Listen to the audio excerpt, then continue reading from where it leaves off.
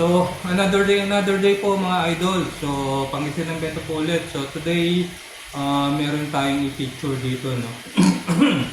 Excuse me. Nagkaroon tayo ng supply ng ating glass bowl po. So, ito po, napakaganda niya. And malaki po siya. Ayan po siya.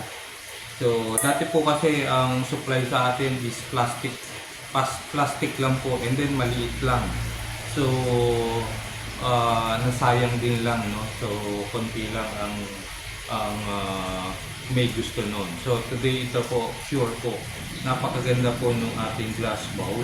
And ito po, pwede nyo pang display po sa mga desk ninyo, especially sa mga teachers dyan, may mga office. So, pwede nyo ilagay lang po sa desk ninyo po ito. So, napakaganda po. Glass po siya. So, today po, pakita ko, lagyan po natin ng simple setup lang po ito. No? Actually, meron na akong mga sample setup na naka-ready na. Pero ito, pakita ko lang sa inyo kung paano natin lagyan ng setup po ito. So, ito.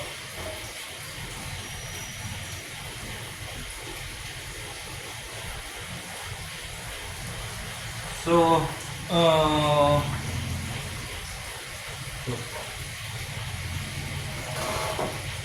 So, for this bowl po, lagyan lang po natin, napakasimple lang po. Isang plant lang po. So, ito pong plant is Echinoderus. Immerse lang po siya. So, yung ugat niya and yung stem niya ang nakalubog. And then yung plant, yung mga dahon niya is nakalabas po dito sa ating aquarium bowl. So, lagyan po natin siya ng, today, gamitan natin siya ng aquasoil. Po, ano tayo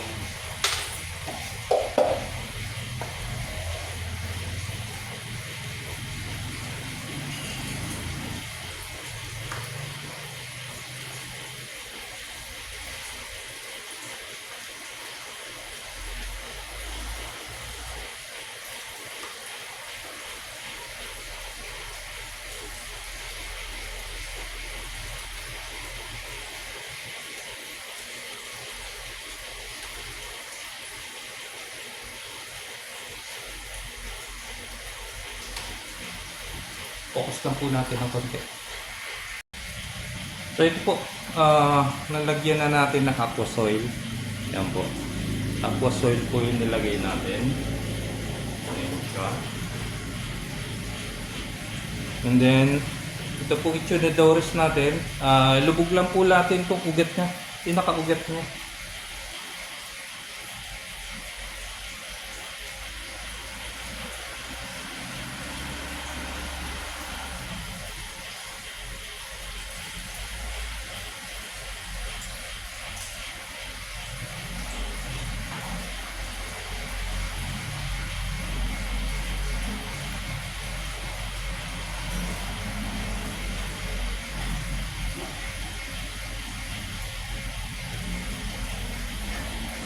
So ayan na po. As you can see po, napakaganda na po. Napakasimple lang po, pero napakaganda na po. So lagyan natin siya ng tubig.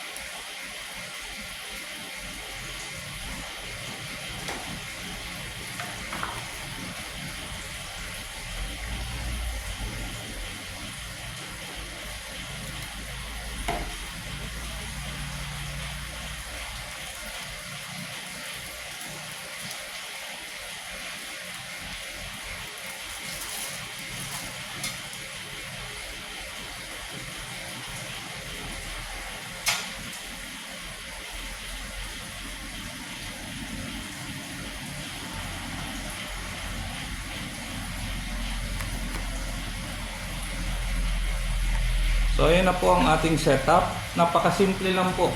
Ito na po siya. So hintayin lang na po natin na tumining po yung dumi niya, mag-settle down, and then malinaw na po ito. So pwede na po natin lagyan ng isda, pero I prefer po ito maganda sa mga shrimp tank po. So ito na po yung ating simple setup. So ayan po, lagyan na natin ng tubig. Napakaganda po yung ating aquarium bowl po. Ayan po siya. So napakasimple lang po, isang halaman lang po nilagay natin, and then aqua soil. So it's up to you po kung pwede nyo, kung dagdagan nyo po ng mga additional ano dito, ano ang tawag dito, display. So pwede nyo lagyan ng figurines or stones.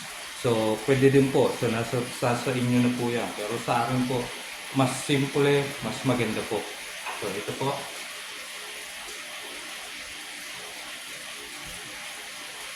Then meron pa tayong isa rito.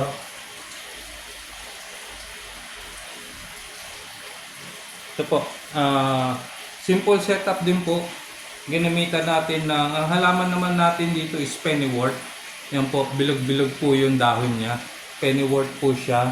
Again po, immerse lang po siya. So yung dahon niya is tumataas. So ayan po, another sample natin. Ayan. Next is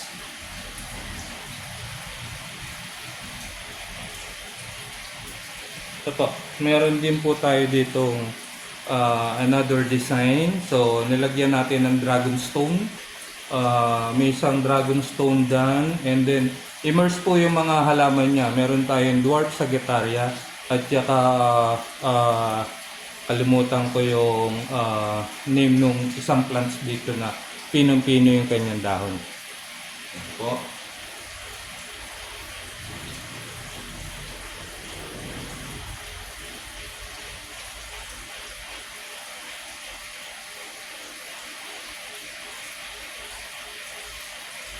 Meron pa tayo rito.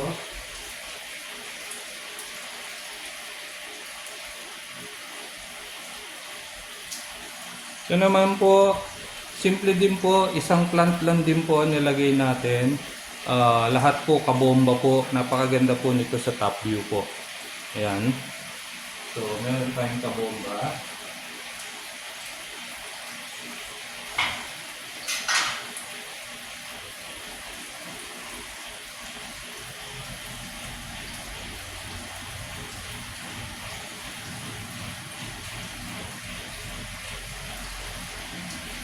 And then another simple setup po. Ito po ginamitan natin ng Chinese bamboo po. Ayan po. And then meron siyang konting immersed plant dun sa ilalim. Ayan.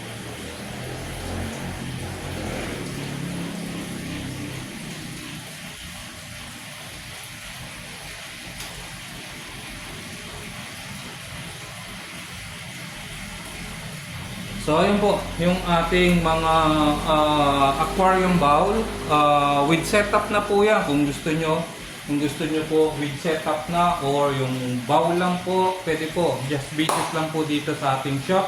Tayog po, located po tayo, Tayog, Pangasinan, sa mismong bayan lang po.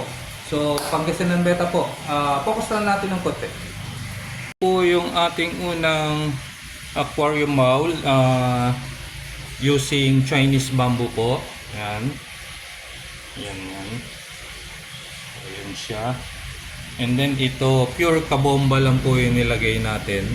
Napakaganda po kasi nung kabomba. Ayan po. Ayan siya. Ayan.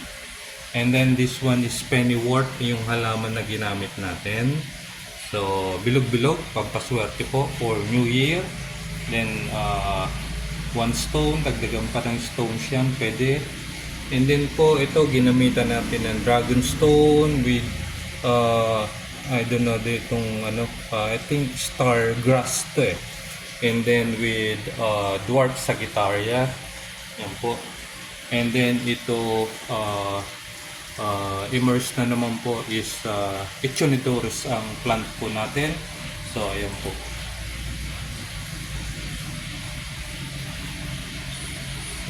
yan po sila.